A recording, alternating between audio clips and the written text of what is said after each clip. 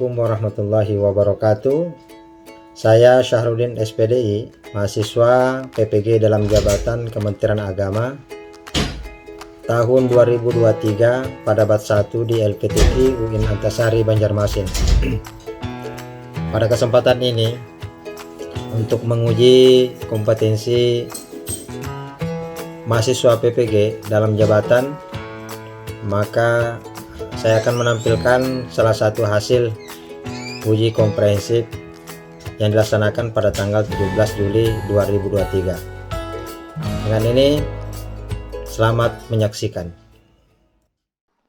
Atau kita mulai aja dari jam 2.30 Pak ya. Silakan Bapak sambil buka-buka materi atau model ajarnya ataupun RPP-nya nggak perlu, sudah ada di kita, tinggal materi ajarnya Pak ya. Oke, silakan Pak. Ini dimulai kah Bu sudah? Silakan Pak. Aku Bapak 15 menit ya Pak ya.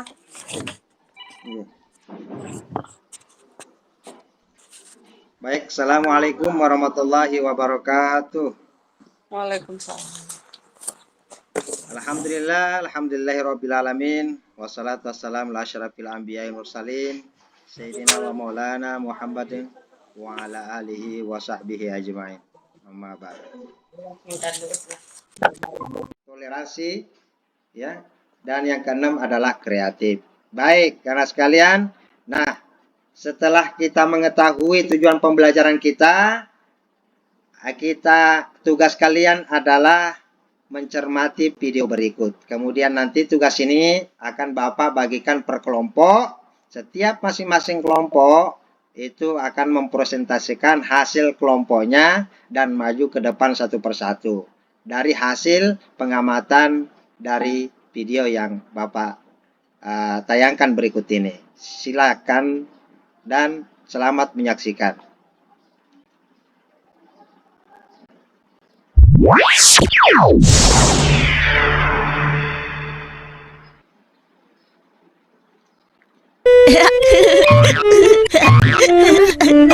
Oi, jangan.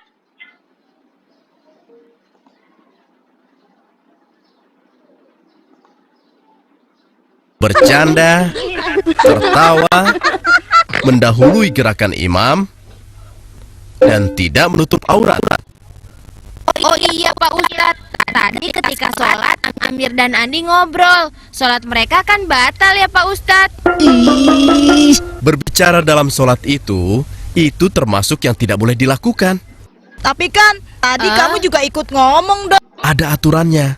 Contohnya, bila imam melakukan kesalahan, makmum harus mengingatkan dengan mengucapkan. Jangan sembarangan ngomong kamu, Dok. Nih, lihat, aku pakai celana. Tapi celana kamu. Baik, ya Pak Nana, masih semangat? Ya, ini tadi hasil video yang Bapak tayangkan. Silakan membagi 4 kelompok. Dari masing-masing kelompok, Bapak akan memberikan nama setiap kelompok. Yang pertama, kita mengambil sifat-sifat Allah.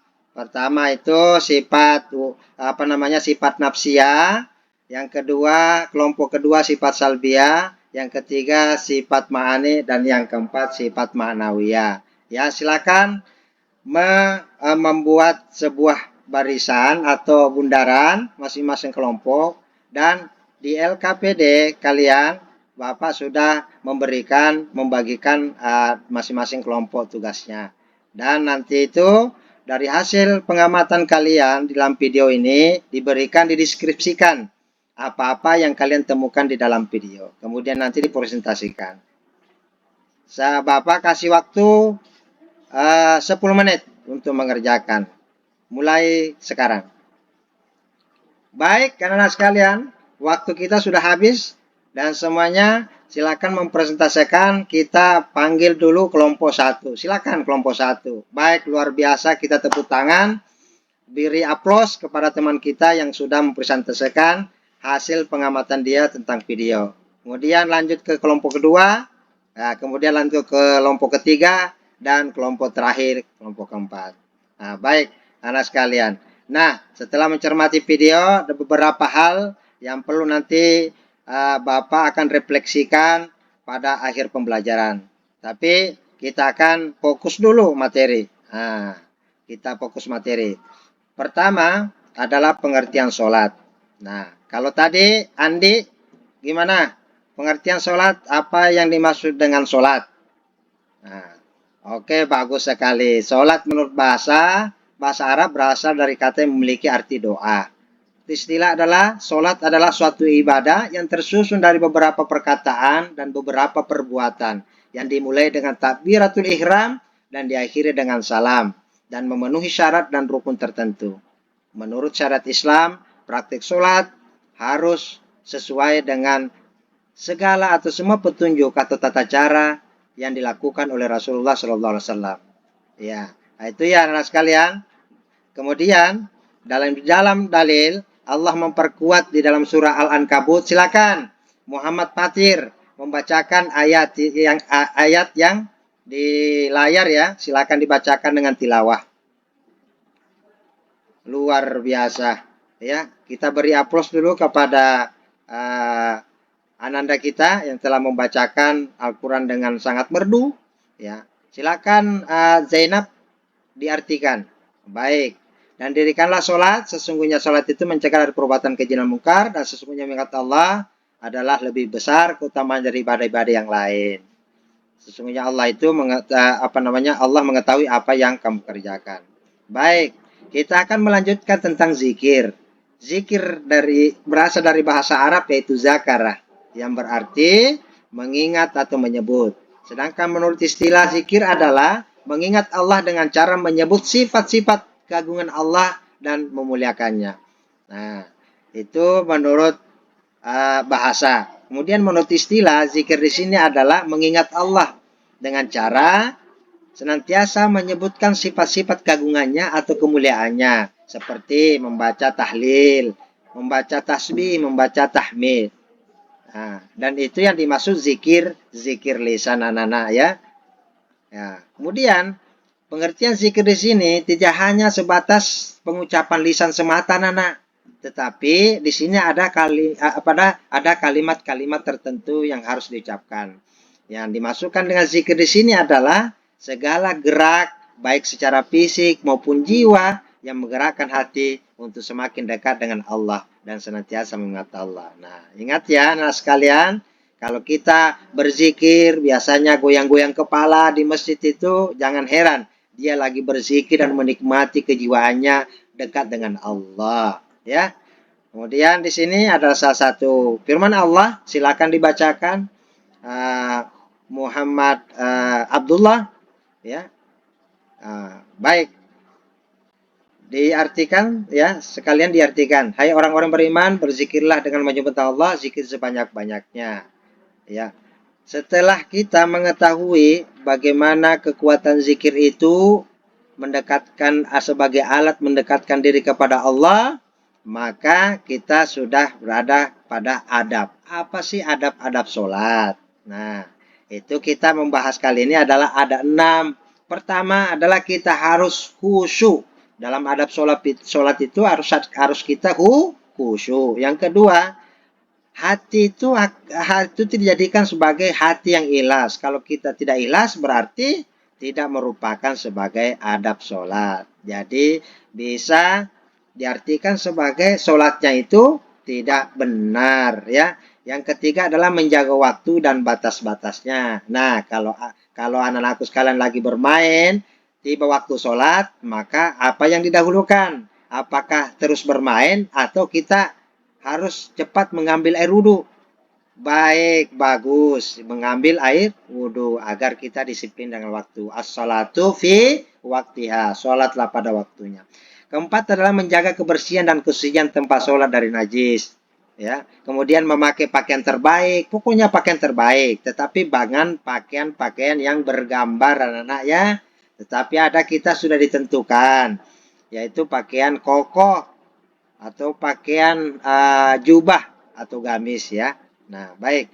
Yang selanjutnya adalah adab berzikir. Tadi adab sholat, sekarang adab zikir yaitu ikhlas, merendahkan suara, berzikir dengan zikir dan wirid, mencoba memahami maknanya, duduk di suatu tempat atau ruangan yang suci ya, tanpa kotor, memilih tempat yang sunyi agar senantiasa jiwa kita bisa khusyuk. Baik anak sekalian, dari materi kita ini, siapa yang bisa dari tugas tadi itu sudah selesai dikerjakan. Sekarang adalah tugas LKPD berikutnya. LKPD berikutnya, silakan. Bapak sudah membagikan linknya di WhatsApp. Silakan nanti dikerjakan dan minggu depan akan dipresentasikan hasil jawaban dari LKPD tugas ketiga ini. Baik anak sekalian, dari tugas kelompok yang sudah saya tadi, silakan dikumpulkan yang sudah dipresentasikan. Nah, setelah ini Bapak akan memberikan satu refleksi ya. Refleksi pertanyaan pemantik buat kalian. Untuk akhlak ya, untuk adab terhadap sholat, bagaimana apa yang kamu lakukan setelah apa yang kamu lakukan pada saat setelah melaksanakan sholat? Apa yang kamu rasakan setelah melaksanakan sholat? Itu pertanyaan pertama. Kemudian pertanyaan kedua. Mohon maaf, waktu pian sudah habis. Ya. Baik, demikian apa yang Bapak sampaikan. Mudah-mudahan minggu depan kita akan ketemu. Dan Bapak akhiri, Allahumma fiq lak materik. Assalamualaikum warahmatullahi wabarakatuh.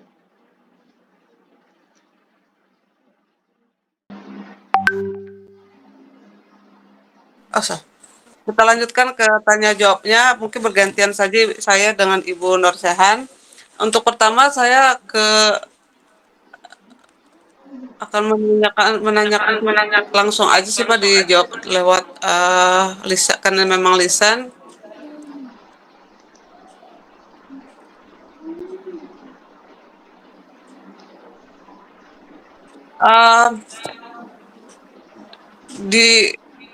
Kalau di sekolah Bapak sudah menyelenggarakan kurikulum Merdeka atau belum Pak? Untuk tahun ini belum, Bu. Insya Allah Belum. tahun depan. Enggak, belum.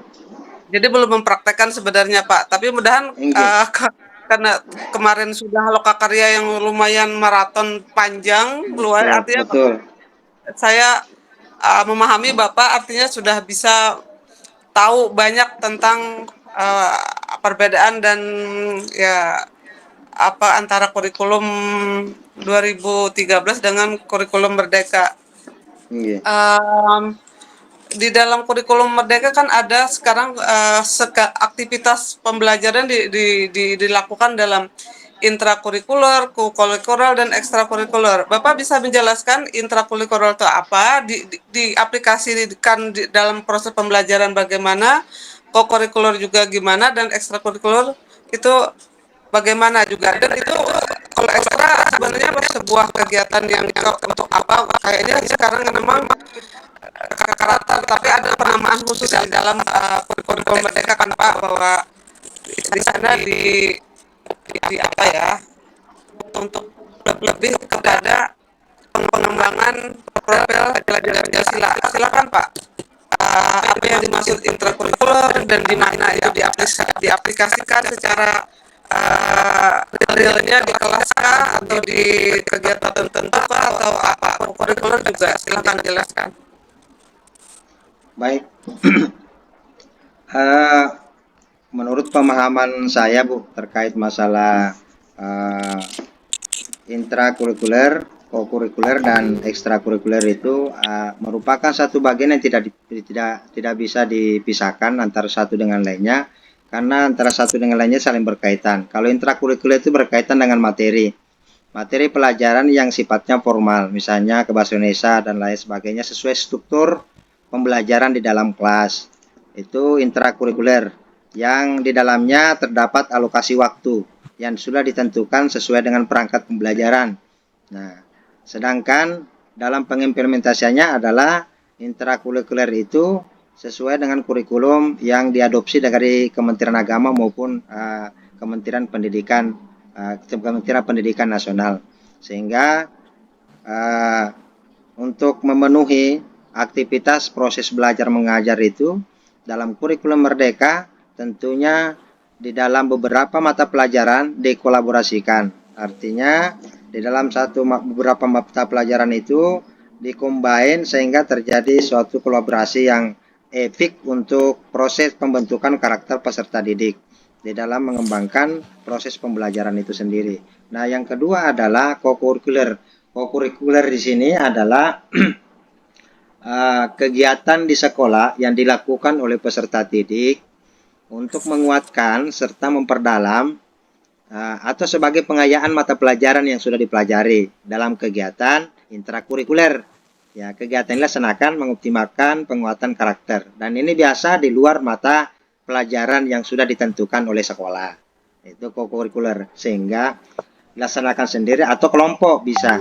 Pelaksanaannya bisa dalam keadaan sendiri maupun kelompok. Yang nantinya pengajar harus menyiapkan beberapa poin penting seperti dalam pemberian tugas ya.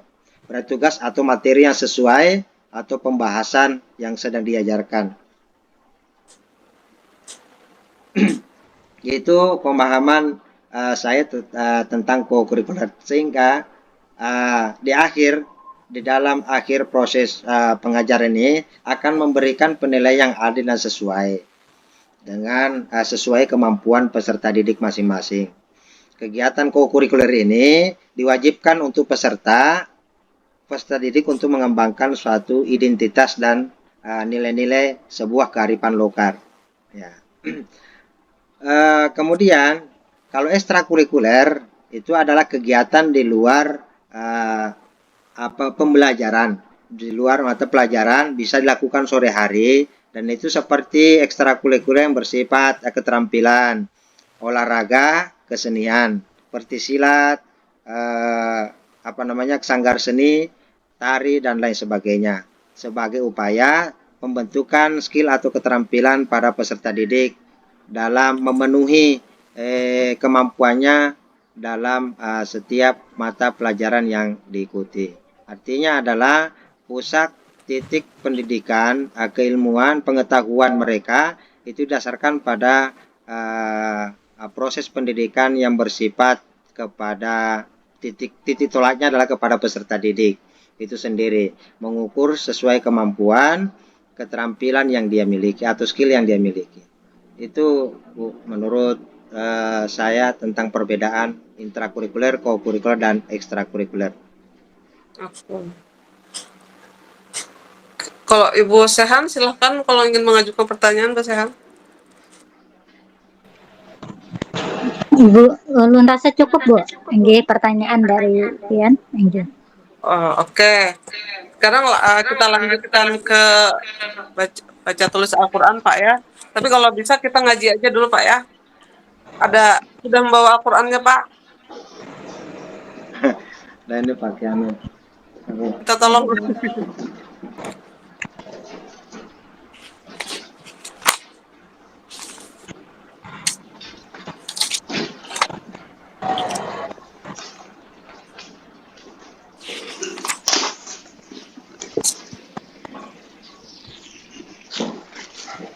Silakan surah Al-Baqarah, Pak. Nggih. 2 ayat terakhir di surah Al-Baqarah.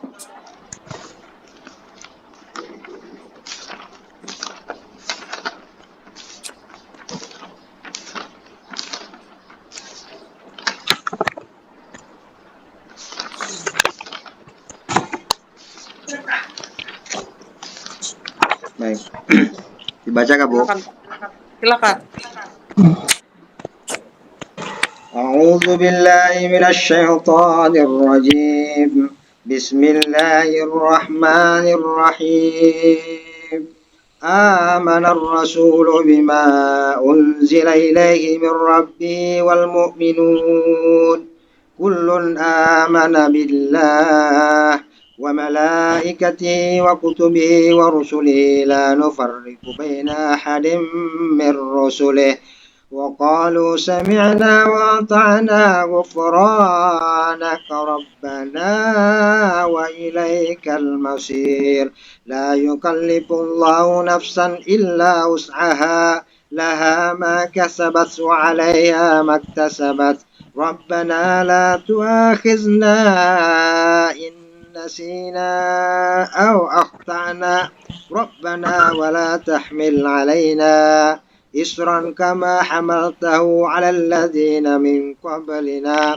ربنا ولا تحملنا ما لا طاقة لنا به واعف عنا واغفر لنا وارحمنا أنت مولانا فانصرنا على القوم الكافرين.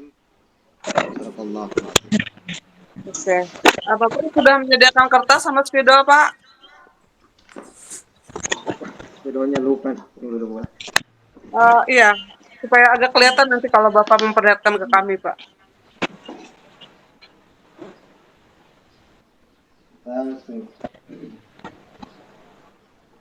Kalau kalau spidol kecil silakan Pak, yang penting Bapak bisa menulis dan kelihatan dari sini. Oke. Ini kertasnya bukan. Oh, silakan Pak. Sekarang Bapak tulis surah Al-Falaq, Pak. Surah Al-Falaq. Itu ditulis semua Kak, Bu? Iya, dari ayat 1 sampai ayat terakhir.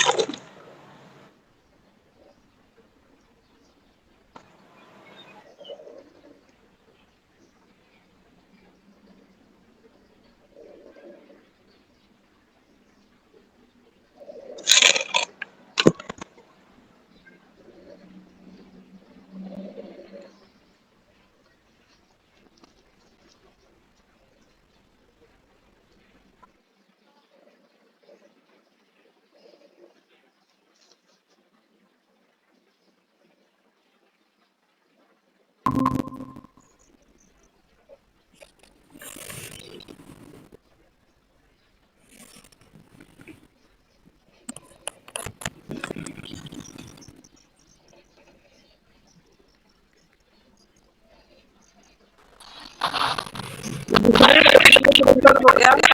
Ibu silakan dulu bacaannya dulu. Pak Salman lagi menulis surah. Nanti dulu Bu. Ya silakan. Ibu tunggu dulu Pak Salman masih ujian tulis Al-Qur'annya. Jadi sampean siap-siap dulu untuk menyiapkan materi dan lain sebagainya ya Bu ya. Iya ya. Yang penting itu ada Al-Quran, ada kertas dan spidol bisa disiapkan dulu ya di depan. Jadi Adanya kalau itu belum ada. silakan Ibu silakan dulu cari dulu sambil nunggu Pak Sarudin selesai. Iya. Siapkan kertas dulu Bu ya, atau kertas HPS nggak apa-apa, yang penting ketika diperlihatkan ke kita nanti kayak Pak Sarudin bisa kami baca. Iya Bu. Siap. Kalau materi sudah siap Bu ya, di laptop ataupun di apa. Insya Allah. Amin. Ya, nggak apa-apa Bu, nggak usah gugup gitu. Bismillah. Ini kan cuma yang bagian terkecil aja. Kalau kalau Kakarya kan udah sering macam-macam pikon, setiap kali berapa hari pikon terus sudah nggak ada. Saya yakin kok yang bisa aja sudah yang lain. Iya Bu. Deg-degan Bu. Nggak apa-apa, kayak biasa aja Bu. Sudah pergi yang kemarin sudah juga Ibu, malah sudah semua. Bismillah ya Bu. Pak Iya. cari bahannya dulu Bu. Silakan Pak, silakan Bu.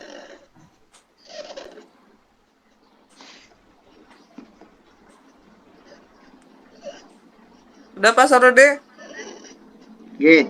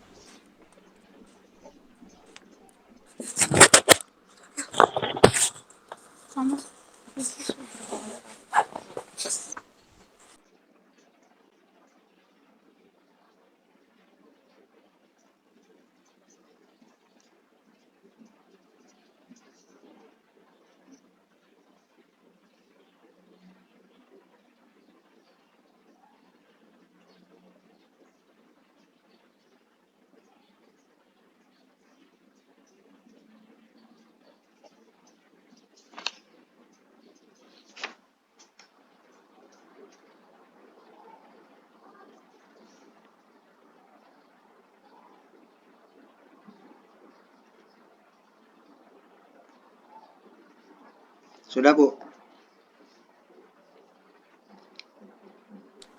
Diperlihatkan, ditenteng Oh, ke depan. Ih, cantiknya Pak, tulisannya agak mundur Pak, nggak kelihatan. Mundur dikit, mundur lagi. iya. Oke, tunggu Pak ya.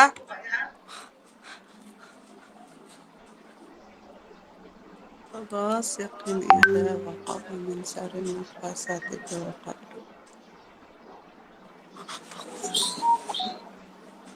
Nanti foto Pak ya, dipoto kirim di WA lagi, WA grup kita yang Lokakarya itu. Siap, siap, Bu, siap. Oke. Hmm. Wah, tulisannya bagus sekali Pak. Terima Luar kasih, Bu. biasa. Oke. Ulun kira sudah selesai untuk ujian pian Pak lah. Nggih, terima Bapak kasih. mungkin boleh keluar dulu, gantian dengan Ibu Sri lagi. Nggih, nggih, terima kasih, Bu. Assalamualaikum warahmatullahi wabarakatuh. Waalaikumsalam warahmatullahi